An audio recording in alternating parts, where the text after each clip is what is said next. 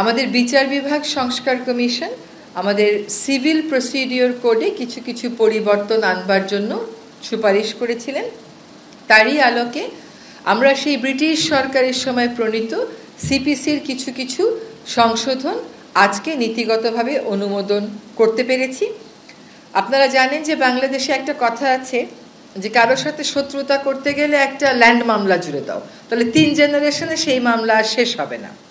তো আজকে সেই 3 জেনারেশন যেন না লাগে, 1 জেনারেশনেই যেন মামলা শেষ করা যায়, সেই জন্য সিপিসির কিছু সংশোধনী আনা হয়েছে, যাতে করে যারা বিচার প্রার্থী তাদের সময় কম লাগে, তাদের টাকা কম লাগে। অনেক সময় আমরা যারা উকিল আছি তারা নানান অজুহাতে বিভিন্ন সময় নিয়ে মামলার প্রক্রিয়া বিলম্বিত করি, সেটা যেন না হয় সেরকম কতগুলো সিদ্ধান্ত এসে কয়েকটা উদাহরণ আমি আপনাদেরকে দিচ্ছি।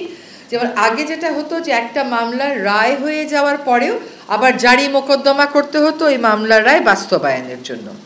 এখন বলা হচ্ছে যে যখন রায় দেওয়া হবে ওই রায়ের মধ্যেই এক্সিকিউশনের বিষয়টা ইনক্লুড করে দেয়া হবে।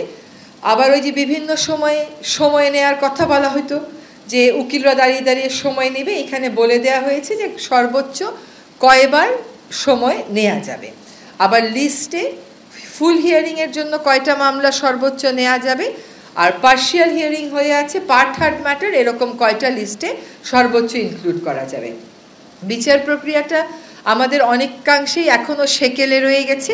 বিচার কার্যক্রমকে আধুনিকায়ন করতে এটা বলা হচ্ছে যে আমরা সমন জারিটা এখন থেকে টেলিফোনের মাধ্যমে, SMS-এর মাধ্যমেও বা অন্য মডার্ন যে ডিভাইসগুলো আছে, মডার্ন যে মেথডগুলো আছে তার মাধ্যমেও করতে পারবো। আর ফাঁসিয়ে দেওয়ার জন্য ভুয়া মামলা করা হয়, আগে সেটার শাস্তি ছিল 20,000, এখন সেটাকে বাড়িয়ে 50,000-এ করা হয়েছে। সিপিসির এই হচ্ছে বড় বড় যে সংস্কারগুলো, সংশোধনীগুলোর কথা বলা হয়েছে সেটা।